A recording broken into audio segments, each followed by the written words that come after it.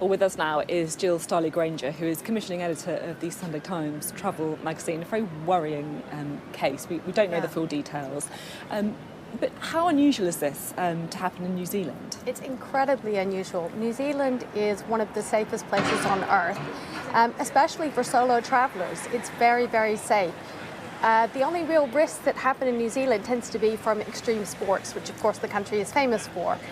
So normally there's no incidents. You mentioned they're solo travellers. I mean, Yes. How concerning is it if you're a young woman or a young man, for that matter, taking part in a solo adventure? I mean, it's one of these things that I can see has a lot of appeal for people, but does it carry risk? I mean, it carries minor risks, but not really significantly more as long as you take some basic precautions, which of course Grace was doing, checking in with your family or friends and letting them know what your plans are every day. But realistically, most of the crime that happens is a very petty crime. It might be you're at slightly higher risk of things like pickpocketing just because you're a slightly easier target. But this sort of violent crime is incredibly unusual for most solo travelers. So I really don't think there's anything to be overly alarmed at as long as you're sensible. And what it mean being sensible? What does that mean? Well, the biggest problem right now is that there is, unfortunately, a global rise in the use of date rape drugs.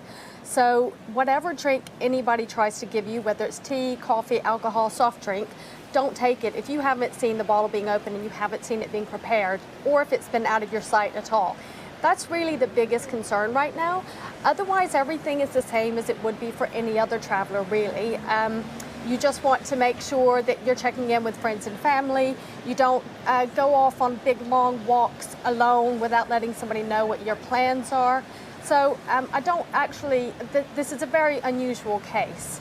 And actually, some of the advice that you're giving now, particularly around date rape drugs, I mean, that is sensible advice for here in the UK. If Exactly. you were staying, going out in London or anywhere else in the United Kingdom or New Zealand. I mean, of course, some destinations are riskier for travellers. And if you're a female traveller, in many countries, the cultures are different and you're not going to change the culture overnight, so it's best just to do simple things to make your life easier, such as if it's traditional in that country to wear something over your head, you will get less grief if you do that, if you don't show your arms. Just respect the local culture and you will have a perfectly safe time as long as you let people know what's happening, check in. And there are also some really good apps that female travelers can now use to connect with other female travelers.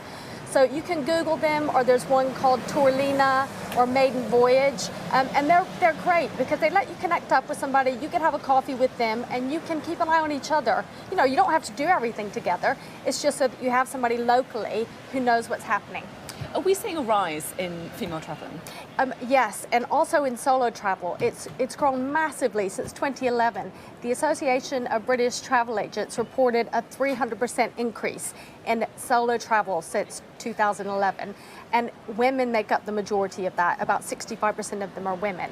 The biggest group, however, is in the over 55 market.